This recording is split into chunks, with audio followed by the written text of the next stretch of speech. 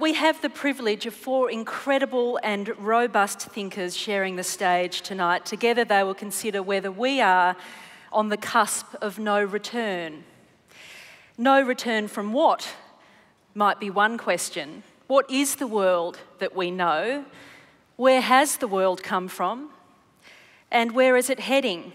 And you could be forgiven for feeling a little apocalyptic at the moment, a little existential, given events in Egypt, given Ebola, Syria, Iraq, Gaza, Ukraine. Planes are falling out of the air by nefarious means, or they're disappearing without a trace.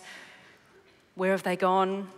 We've seen the beheading of a journalist. We've seen the rise of Islamic State, the fall of countless species other than our own. Climate change.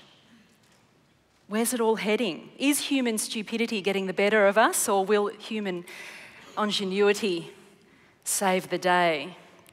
These are some of the themes that we'd love to talk to tonight. If you're a tweeter, #FODI. If you've got a mobile phone, put it to silent or vibrate and have a wonderful night. Let me introduce Tim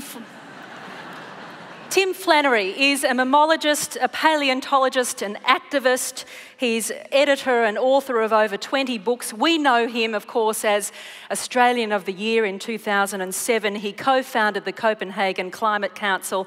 He's former chief scientist of the Federal Climate Commission. He is now currently leader of the independent, crowdsourced Climate Council. We have...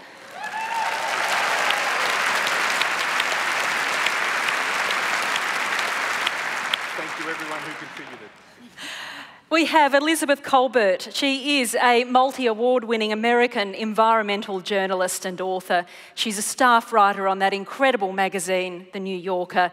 She's author of several books, including, relevant to tonight, Field Notes from a Catastrophe and The Sixth Extinction, An Unnatural History most recently. We have with us Steven Pinker. He is Johnston Family Professor of Psychology at Harvard University. His books, The Blank Slate, How the Mind Works, were both Pulitzer Prize finalists. His most recent books, and this one's particularly pertinent to tonight, The Better Angels of Our Nature, Why Violence Has Declined. Might be counterintuitive for some of us. And more recently, I think just out, isn't it? The Sense of Style, A Thinking Person's Guide to Writing in the 21st Century. Great to have you here. And we have...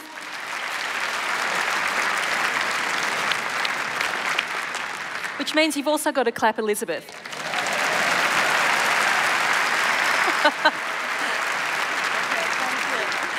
And Jan Talen is a founding engineer of Skype and Kazaa.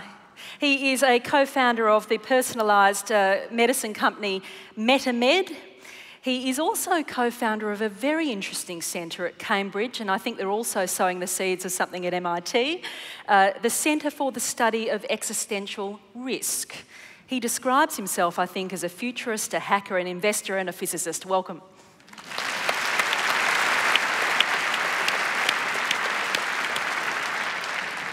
This idea of existential risk, this idea that a given risk might threaten the very existence of us as humans. I want to ask you all, actually, is there one existential risk that really worries you? Elizabeth? Well, I think that I think that we pose a much greater risk, to be honest, to everything else with whom we share the planet at this point. Than we pose to ourselves. There are, 7.2 billion of us on the planet right now, so we are robustly represented. How's that? So I'm going to leave it to others to study, to give us the existential risks that are going to do us in, and I guess I'll focus on the risks that we pose to doing other things in. Well, and the risk that we pose to them is a risk that's posed to ourselves. Potentially, though we've proved ourselves pretty adept at moving into the spaces of other species. And as I say, there are more of us than there ever were before, even as many other species are winking out. So it's sort of unclear exactly what our relationship is between doing in other things and thriving ourselves. That remains very much to be seen. Okay, I'll come back to you on that. Steven Pinker. I guess I'm skeptical of existential risk as an important topic for two reasons. One of them is that there's a long history, maybe going back to the book of Revelation, of apocalyptic thinking that always comes up in new guises. In whatever the newest technology is, people always imagine how it could be an existential risk. And the history of apocalyptic predictions is actually kind of amusing in retrospect. See, in the 1930s, there was fear that if you combine the poison gas from World War I with airplanes, then you could have the threat of airplanes spreading poison gas over the surface of the Earth and extinguishing humanity, something we don't really worry about anymore, even though it's still technologically possible. And when I grew up, there were both scientists and political scientists who said that it was a certainty that the US and the USSR would fight a nuclear war ending humanity, and that certainty didn't happen. And then there was polywater, a polymerized form of water that would turn all of the world's water into thick goo. There's the nanobots that were going to consume every bit of organic matter and smother us in gray goo. The problem with existential threats is they're very easy to imagine if you simply play them out on the stage of your imagination. And they're often, I think, speak more to our anxieties than to credible threats. I guess I'm more worried about sub-existential threats. That is, rather than worrying about the very last of the 7.2 billion people on Earth today, I think it would be bad enough if there's 10,000 or 100,000 or 1 million who get killed. And we know that there are things that can do that kind of damage. We don't have to play out far-fetched scenarios to imagine that people are going to be dying of hunger and disease and war and genocide. My priority would be these sub-existential threats that are certain, they're happening every day, and that affect the fortunes of actual people. That might not wipe us out, but will make our existence intolerable. Do you think, Stephen, as someone who has thought profoundly and deeply over many years about the nature of the human mind, is there something about the human mind that makes us want to catastrophize? Yes, so people are probably are overly cautious about possible lethal threats for a good reason, namely that the cost of having a false alarm to a non-existent threat is generally less than the cost of missing what could be a lethal threat. So we see and often hallucinate threats that aren't there, because if it wastes a little bit of our time, that's better than missing the threat altogether. So there's a built-in asymmetry in the hits versus the false alarms. But there's also a kind of, since apocalyptic visions and threats are always tempting to people who want to be prophets, to the various Jeremiahs, there is a way of establishing yourself as a seer, a prophet, a moral entrepreneur if you see some danger that other people don't. And it's almost a guaranteed route to fame and respect, to be the one that calls out the danger that no one else has noticed. And I think because of the first phenomenon, namely you can't be too careful, we tend probably to give too much credence to novel threats that we hadn't thought about before that someone brings to our attention. So if they're novel, they attract our attention, and that may miss the reality check as to how probable the threat is. Okay. Jan, we've taken this theme of existential risk from the centre that you've helped you've developed at Cambridge. So clearly you think that existential risks are worth paying attention to. Yeah, so quickly answer Stephen here. I think it's lazy thinking to basically categorize like arguments based on certain property that they have, and then like kind of have a blank answer to those arguments. You actually have to look at each individual argument and evaluate them on their merit. However, indeed, there are a lot of people who do that, and therefore like one of the things that I say is that although the Cambridge Center, which has now been in existence for about 2 years, and we actually haven't accomplished any research yet, as opposed to our sister organization in Oxford. It still has made a really significant contribution to the world, and the contribution is that it gives a canonical answer to the question, existential risks? Says who? Because so you're looking, though, you're looking at a sort of suite of technologies, aren't you, that you think could have a dangerous flip side. They might offer great benefit, but they might also catapult us into something terrible. Exactly. So, and I'm a technologist myself, so I don't.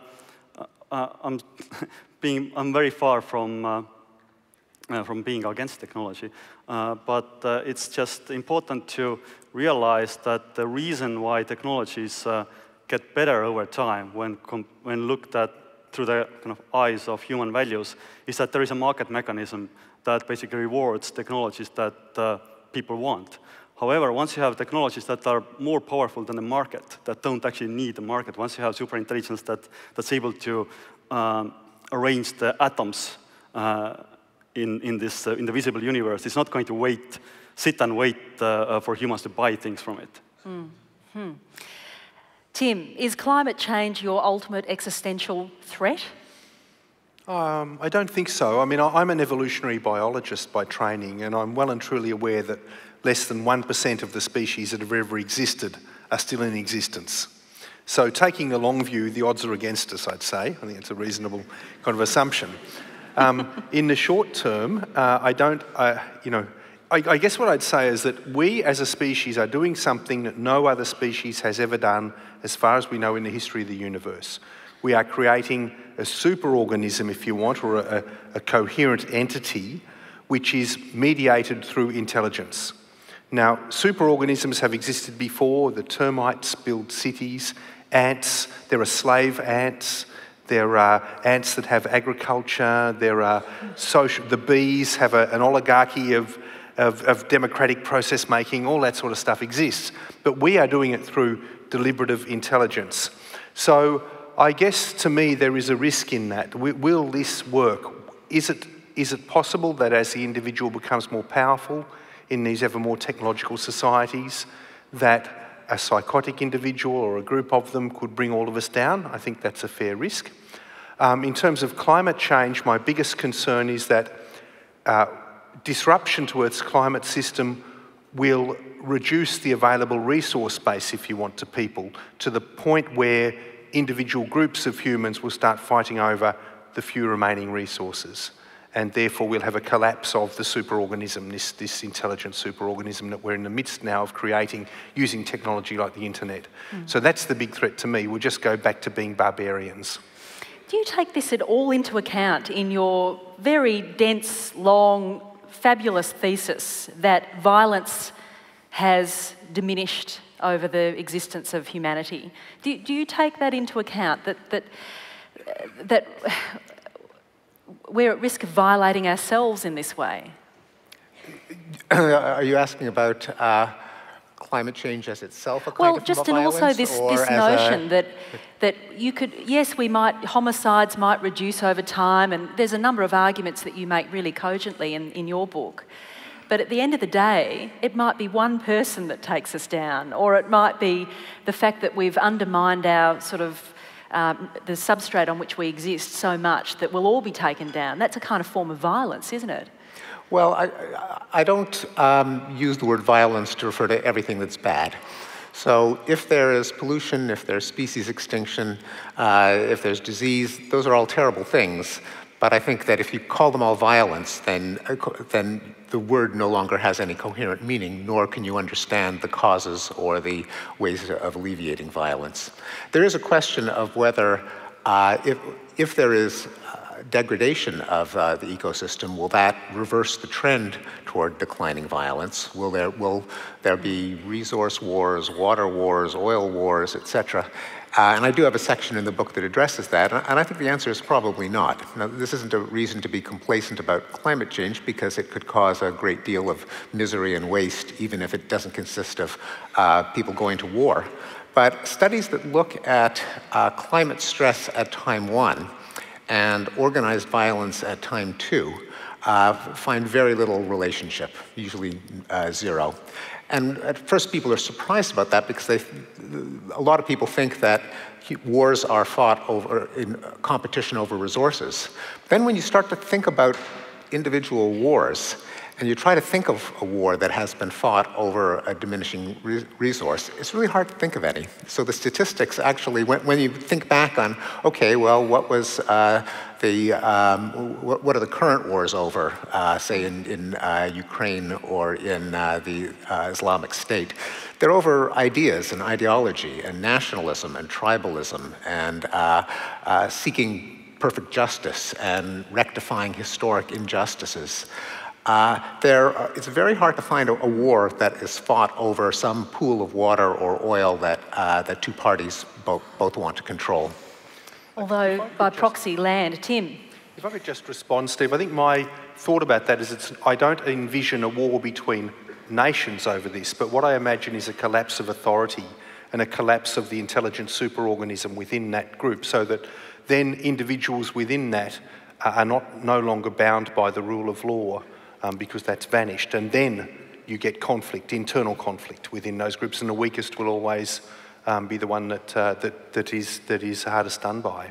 Yeah, certainly anarchy can be a big impetus to violence. I mean, in general, when you have anarchy in the sense of no effective government, you also have anarchy in the sense of violent chaos. But it's not ordained that if there are resource shortages or population movements that governments will lose their control over a territory. This is not to minimize the seriousness of climate change. It's just that the negative consequences are bad enough as they are. An increase in war may not be one we have to deal with on top of that. Let's come back to that. But we're narcissists at heart, aren't we, Elizabeth Kolbert? We're self-obsessed. What you've been obsessing about, though, is every other species on this planet and what's happening to them. What is happening to them? What defines the Anthropocene that some call this era that we are living in, this era of a possible 6th mass extinction? Well, what defines the Anthropocene, and this isn't my idea. This is the idea of the people proposing, that we live in a new geological. They would say epoch. The geologists would say, is that human beings have taken over from, what I will very broadly call the great forces of nature, the geological forces that traditionally took us, from one geological period to another, and we've taken their place. And there's a lot of ways you could look at this, and I'm not going to sort of give a geology lesson. I'm not a geologist, but if you just look at what Tim was referring to, the carbon cycle, how much CO2 we're putting up there, we are absolutely, overwhelming any natural processes that would happen. We're taking carbon that's, and this is happening, right here in Australia, every single day we're taking carbon that has been buried for tens of millions of years, and we're putting it back up into the atmosphere very, very rapidly. So we're changing the planet very rapidly. I think there's an increasingly broad consensus that the planet has not undergone such rapid change since the demise of the dinosaurs 66 million years ago. So that's a pretty sobering thought, and what the result of that is going to be. The last time we had very rapid change, we lost something like 3/4 of the species on Earth, and when we look at extinction rates today, they're very, very high. There was just a paper published in Science saying that they're, about 1,000 times as high as they would be under sort of normal background conditions. And those two facts, that we're changing the planet very rapidly and that a lot of other species are going extinct, are obviously intimately related. Is it legitimate, though, to call this a mass extinction event in the way that the last 5 have been? And of course, each mass extinction event over the history of life on Earth has been caused by quite different things at different times. Glaciation, global warming.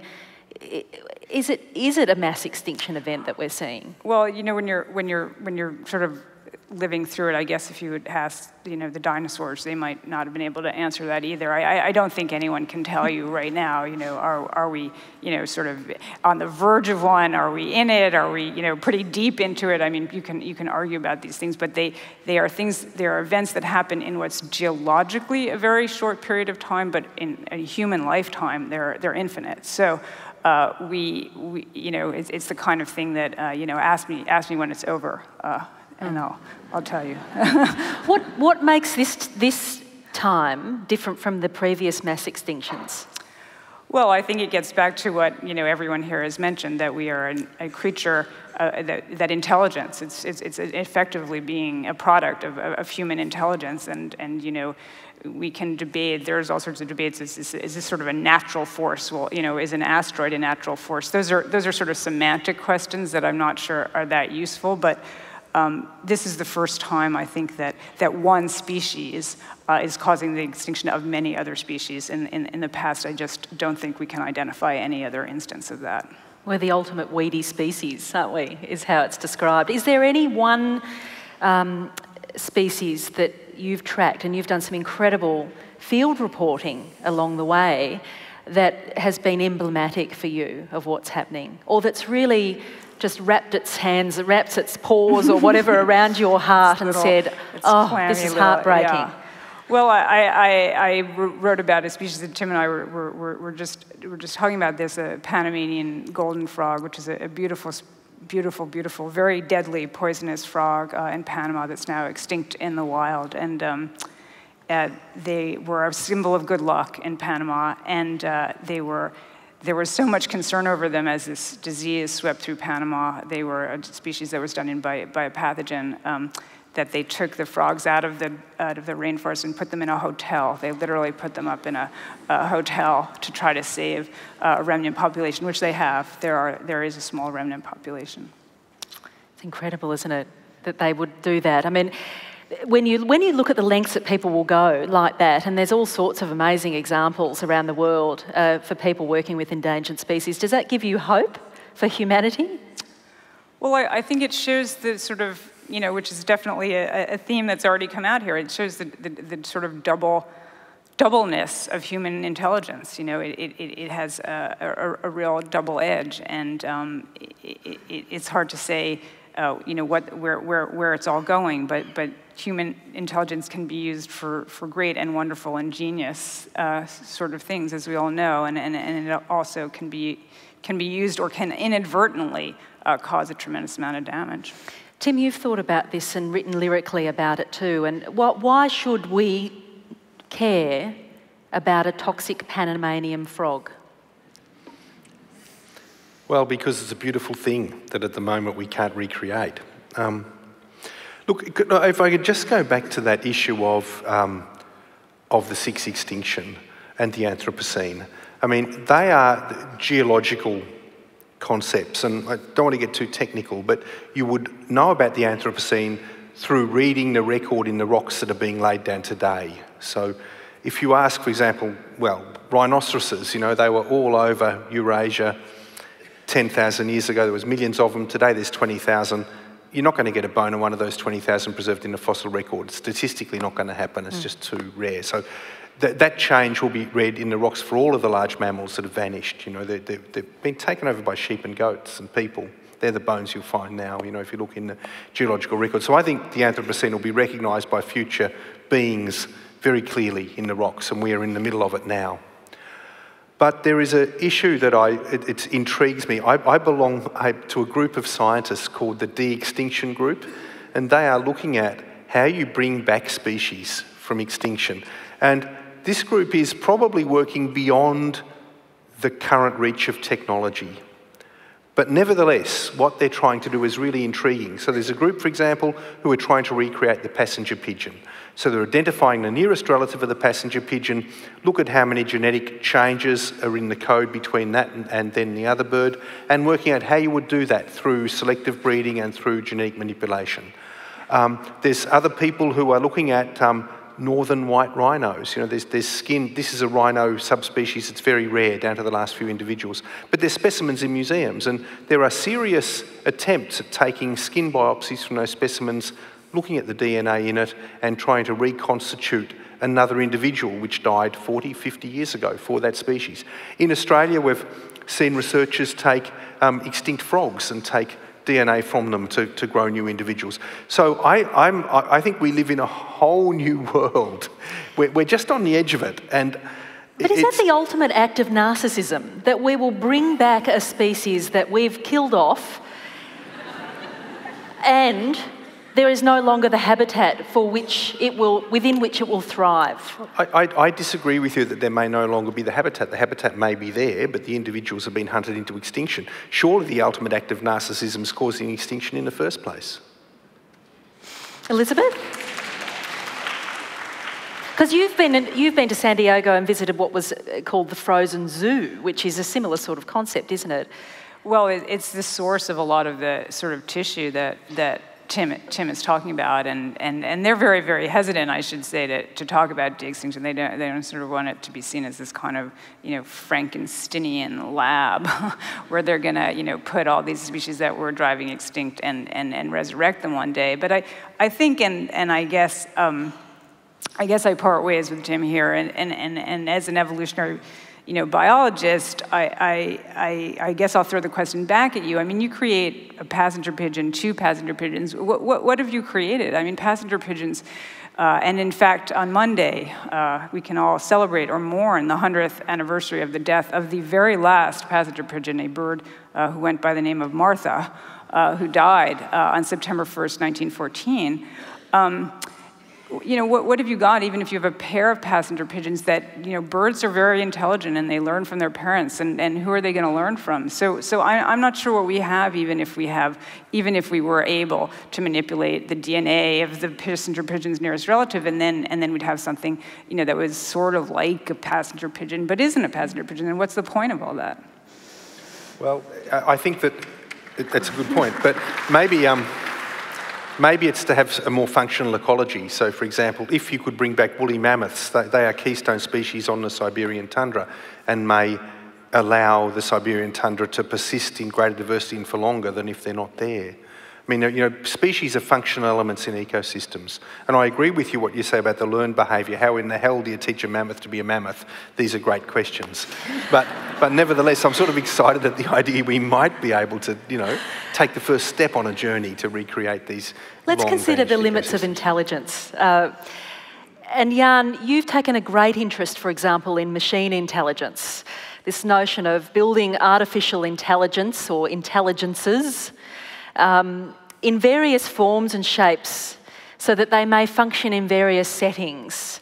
But if you take that through to a thought experiment, where does it take you? Why do you express a little bit of existential angst about the future of artificial intelligence? First of all, I actually would like to riff a little bit on the previous discussion, because one way to present existential risks in a kind of more intuitively understandable form is that they really are risks to the environment. Even if you talk about things that are easy to understand, like asteroid risks, every 10 million years or so, there's a big enough asteroid that comes along and sterilizes the planet. It's not because you personally will be hit by that asteroid, but it's because the asteroid will raise the temperature or basically change the environment sufficiently so you wouldn't it wouldn't be conducive for life anymore. And also, we're not actively hostile to other species, perhaps with the exception of few. But it's just that our massive manipulation of the environment and as a manipulation that's a side effect of other things that we do that actually makes the life very miserable to them. And actually the same thing that I'm conscious of in the context of all powerful technologies, including AI. Sort of the ultimate argument with AI is that it's a kind of a meta-technology. It's a technology that possibly can develop its own technology. And that was already pointed out 50 years ago by British statistician I.J. Good, who basically pointed out that, look, if you once we are able to create something that is as smart as us, then invention is also an intellectual activity. So by definition, it is as good as us in invention. So one way of putting it is that I'm not necessarily worried about human creations. I'm worried about machine creations.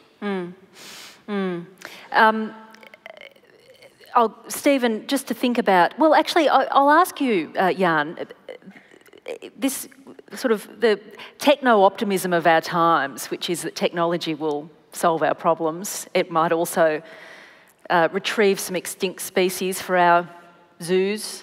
I support that.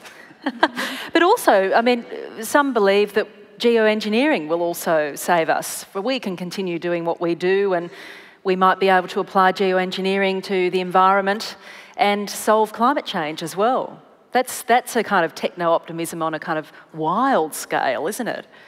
Yeah, I think it's important to, whenever you're, and that's a general statement, that whenever you are developing powerful technology, be kind of like asymmetric about the consequences. Like, sure, you might have like the best intentions and best, even perhaps most likely scenario in mind, but there are other scenarios, and if you don't take them into account, you basically risk everyone, and that's just not going.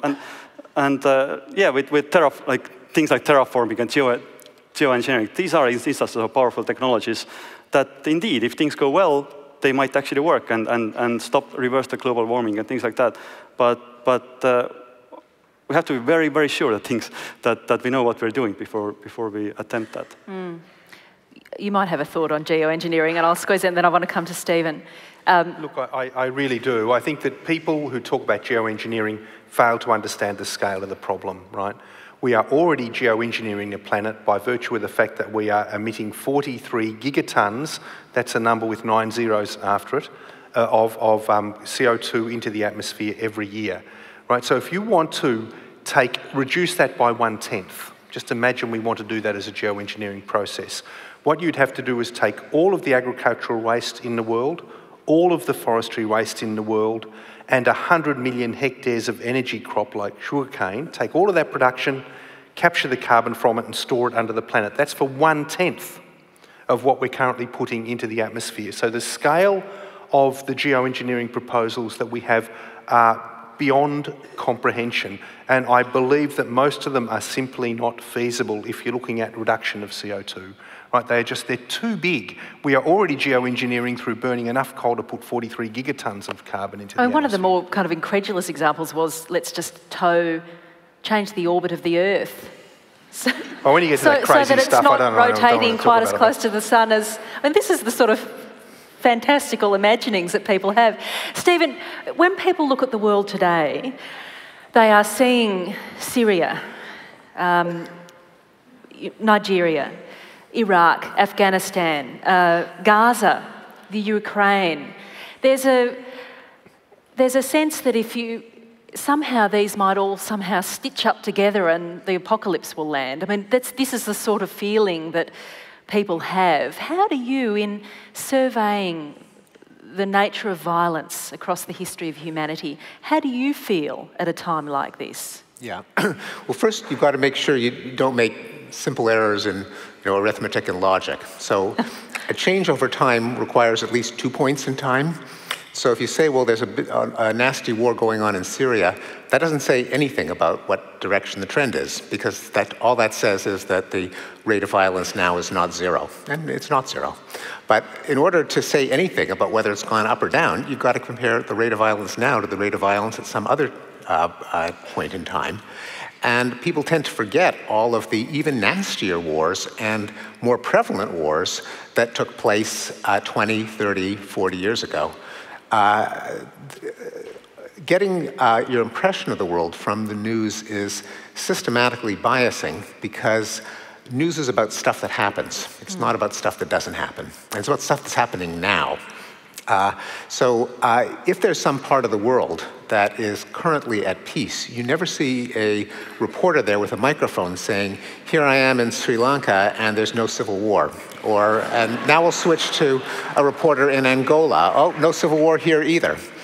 And this is above and beyond the fact that the media often work by the watchword, if it bleeds, it leads. I mean, that's even above the fact that violence does attract attention. Simply the fact that you're recording events means that the media are going to be biased toward war as opposed to peace, because peace is not an event, it's the absence of an event. So the only way that you could tell whether we're living in more or less violent times than usual is, first of all, to count the number of wars, count the number of people that are killed in wars, and compare it to the same counts at different periods of time. As a proportion of population, I guess that's a more And as a proportion of meaningful measure. Because any tendency consists of the number of occurrences divided by the number of opportunities for the occurrence to take place. So yes, you can't simply just count the number of bodies, but you also have to count the number of bodies that are still walking around because they haven't been killed. And so when you do that, you find that there is, certainly in the last 2 years, because of the war in Syria, there has been an uptick compared to, say, the year 2005. But if you look at the entire graph, say, since the end of World War II, not even counting the carnage of World War II, but say starting at the clock at 1946, you get a kind of downward roller coaster, and then you have a little bit of an uptick because of Syria. People are surprised at that. How come it's so small? We keep reading all the headlines about it. But that's because you're not reading headlines about things like the Iran-Iraq war or the civil war in Colombia and all of the other wars that have fizzled out at the same time that Syria has increased. You've described this second half of the, the second half of the 20th century on as the great peace, and then the new peace, moving into the new the long peace. peace. The long peace, that's right. Get my nomenclature right. Do you wake up every morning, though, feeling you have to justify that description of the times we live in? Well, people often find it hard to believe. People are often incredulous. I think because their impression of the state of the world comes from the news. And there's always enough violence to fill the news. And so and because of a quirk of human psychology, namely we estimate risk by how easily we can recall examples. Now that's statistically unsound. The way to estimate risk is the number of occurrences divided by the number of opportunities. But that's not the way the human mind evolved. Daniel Kahneman and Amos Tversky coined the term availability heuristic to characterize the way that the untutored mind does estimate risk. If I were to ask you how much in danger are you of being eaten by a shark, your first inclination would not be to go look up the number of shark attacks and divide by the number of swimmers, but to recall, oh, gee, did I read recently about someone getting eaten by a shark in the papers? That's the way the mind works, but that isn't the way, the optimal way of assessing risk. And so I have to battle both the inherent bias of the picture of the world conveyed by the news and the cognitive psychological quirk that we are affected by incidents rather than ratios. You've said that the task with the book, The Better Angels of Nature, was to convince people that the past seems less innocent and the present less sinister. What about the future? I guess as Yogi Berra said, it's hard to make predictions, especially about the future.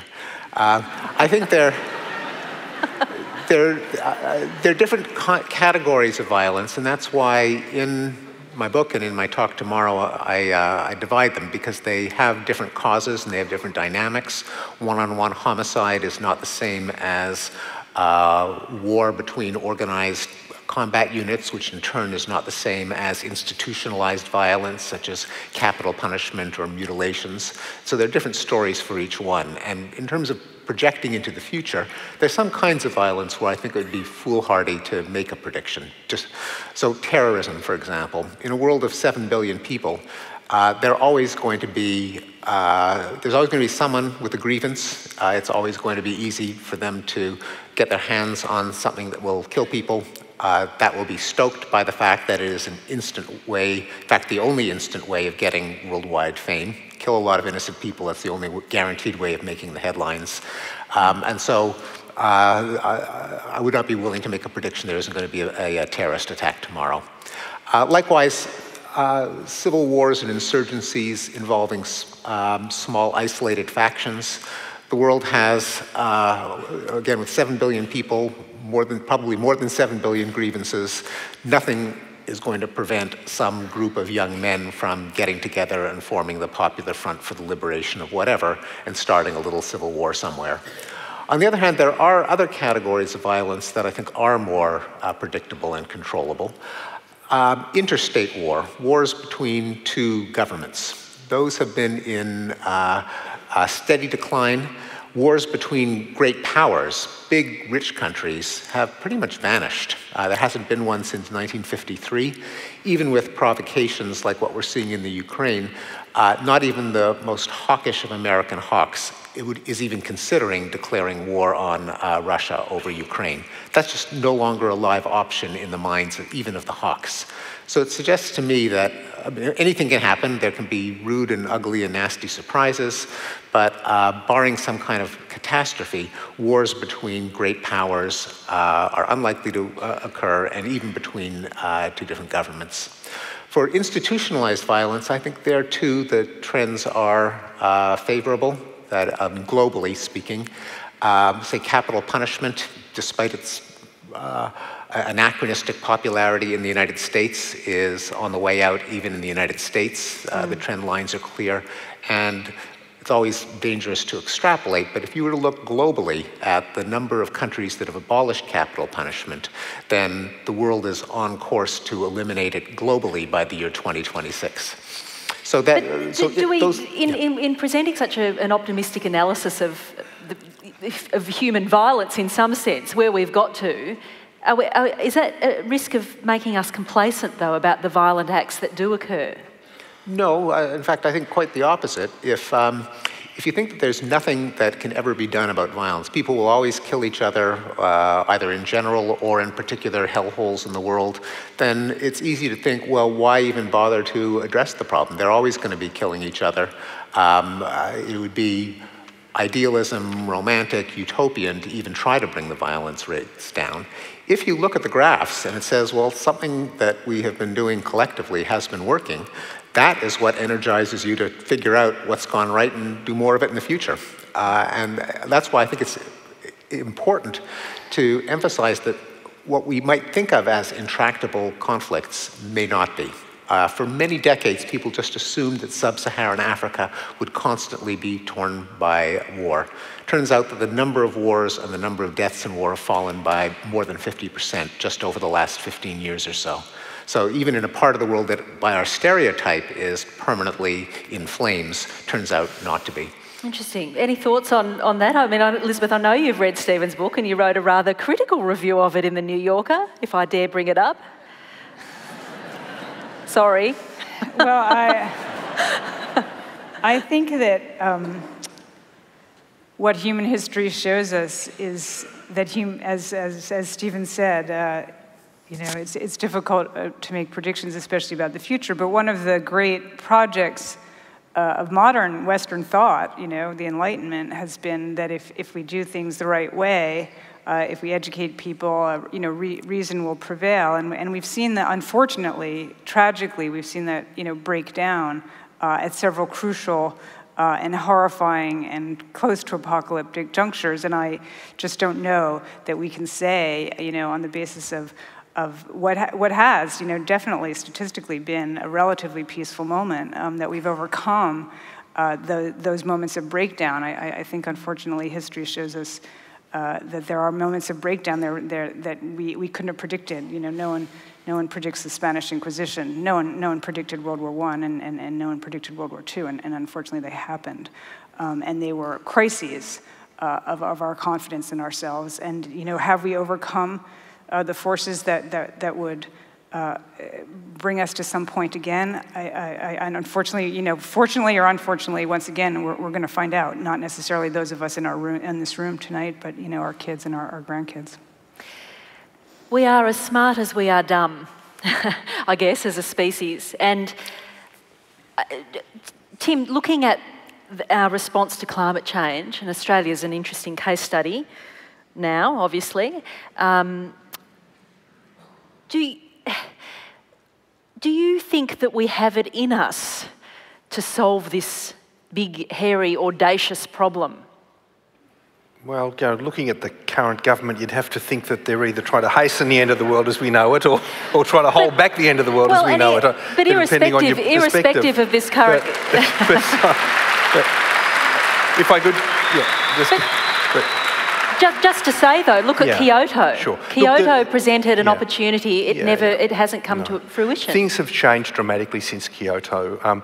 You know, we're in a position now where, look, 10 years ago when I wrote The Weather Makers, which was about our, you know, where we were in terms of climate change, we were emitting about 32 gigatons of CO2 into the atmosphere a year. That was an awesome figure. We're now up to 43. So the crisis is advancing upon us very quickly. If you take a carbon budget approach, you know, we can say we could probably burn 1,000 billion tonnes of carbon between 2000 and 2050. We've already burnt 40% of that budget. So we are tracking a worst case scenario. At the same time that's happened though, sources of clean energy have become spectacularly cheaper. So the price of production for solar panels has declined by 80% in the last 4 years. That's a massive decrease in cost. It's making them competitive with burning coal, for example, or close to in some cases. In terms of wind energy, we're seeing a revolution now that is taking what was almost a bespoke industry, you know, like a homemade industry, and truly making it a manufacturing platform like automobiles. It's automating it, everything's going to be containerised, it'll all be easily shipped, and the costs are dropping dramatically. So and electric vehicles, I mean, you know, Tesla now is capitalised at half the value of GM. They're only making 40,000 cars, but people obviously think there's something in this, you know. So I think we've got the tools, most of the tools we need. What we lack still is the will, and it's not the will to pursue clean energy approaches. What we lack is the will to confront the vested interest to close down the polluting industries. And that is the big issue. And we've got a very limited time frame within which to do that. Is it just that though, Tim? Is it just that though? Because also there seems to be a tendency, it's a sort of opposite of catastrophising, and that is in the face of what some might describe as a catastrophe, we also have a tendency to turn the other way, see no evil, hear no evil, you know, and head in the sand. I've got a Dutch friend who, a historian, who was studying the Dutch response to the build-up to the Second World War, and he said if you look at Dutch newspapers in 1933, front page after front page is about the Nazis and the threat, and through to 36, you know, whatever. By the time you get to 38, there's sporting results on the front page or something else. There's nothing about the threat from Germany, because by then it had got so overwhelming that people turned off. And I think that's probably true in our society here, that the threat of climate change is now so big that some people have turned off. They don't even some people don't just turn off, they actively push back. Yeah, that's right. And look, I think that the world as we know it is ending one way or the other, right? And there's a lot of old people, old guys over 65, mostly white, who kind of, you know, have a big stake in that world, you know, and they're in the fossil fuel industry and they've got their particular view of it, and they'll keep pushing back, you know, and they're very influential and very powerful. I mean, look at Rupert Murdoch. I mean, that man is responsible for a lot of the worldview about climate change, you know, through the News Limited empire. So I think that there's that whole issue. But there are a lot of young people out there who know this new technology, who are determined to push it. They'll go as far as they can, but we live in kind of partial democracies, you know, and it's the regulations that we create in partial democracies like ours that will tell the difference. And if I can just give you one example, recently Australia, for those visitors who don't live here, we've just gone through a period of reassessing whether we should have a renewable energy target in this country. That's a target for wind and solar power as a total mix of the electricity generation for Australia. The energy target has been supported through 5 electoral cycles by both sides of politics. Just this week, this new government has appointed an expert committee of climate skeptics and fossil fuel interests mostly, who've come up with the idea we should not get rid of the energy target, but certainly not pursue it with any vigour into the future.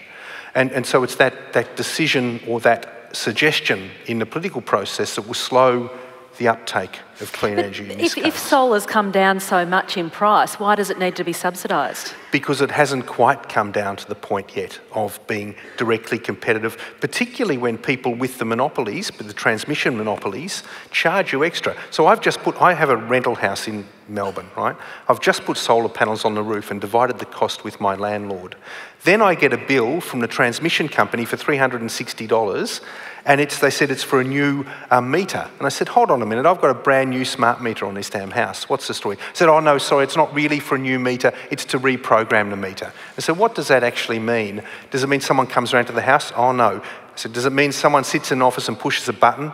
Yeah, pretty much. So $360 for that. So they are pushing back, and they will make the cost of solar less competitive if they can, if the government doesn't decide, and we, being, you know, the ones who elect the government, if we decide we don't want to move in that direction.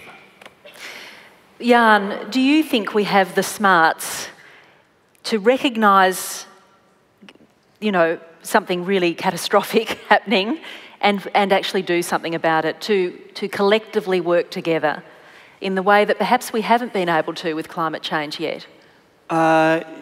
Yes, absolutely.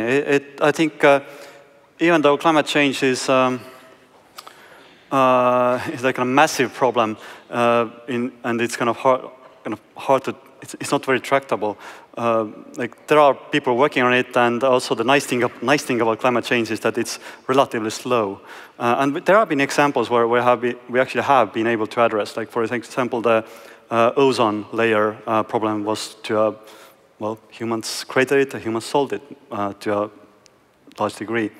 And also the different risks come in different kind of shapes and sizes.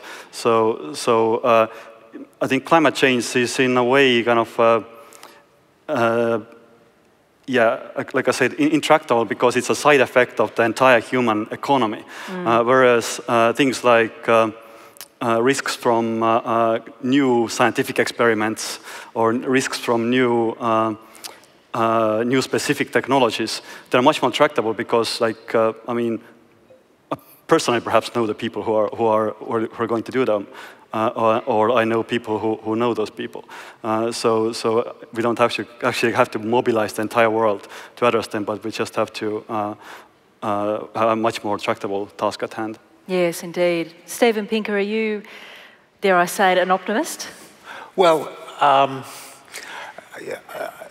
I think it's unwise to try to engage in prophecy when there's so many things that we don't know. So, you know, I would not be willing to say that in 50 years we will or will not have solved the problem. In fact, it's not the kind of thing where there's a binary answer whether we solve it or not. It's just a question of how bad will it be. I do believe that in the space of human ingenuity, there are ways of minimizing the damage between policies such as carbon tax, technologies such as that need to be explored, ideally with the impetus of a carbon tax that will simply make it natural for lots of entrepreneurs to be incentivized to explore technologies, together with government investment for those technologies that can't be done out of a garage, perhaps a new generation of safer nuclear reactors, pebble bed or thorium.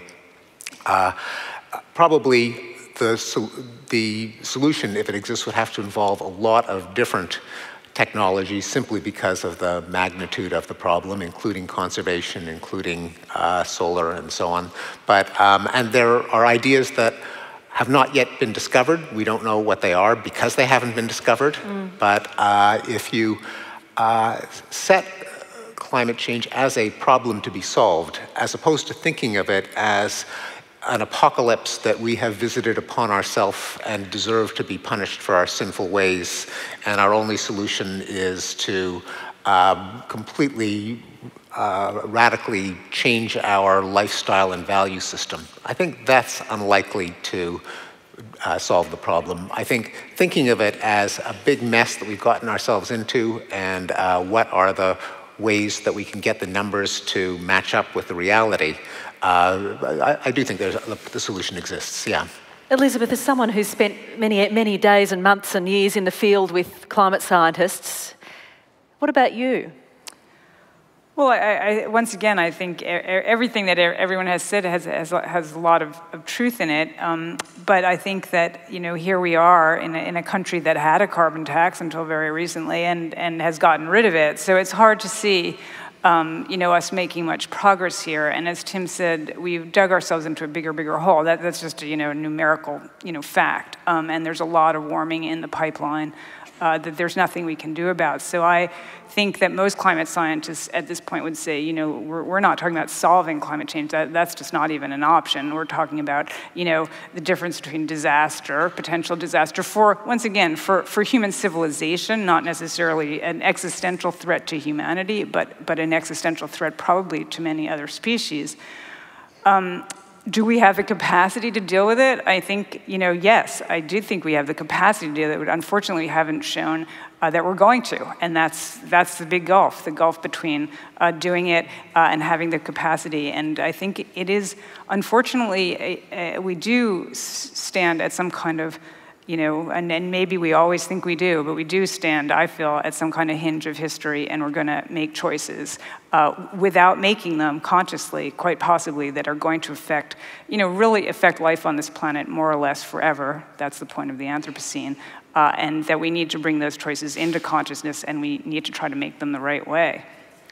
Can I just, as a last question, it's probably an odd one, but should we just make peace with this possibility that as a species, we're sowing the seeds for our own destruction, and that some other life form will rise up after us, that we don't actually matter that much, that if we end up ending, life will go on in some form? Not necessarily. Well, is that a really cruel last question? Yes. Well, just...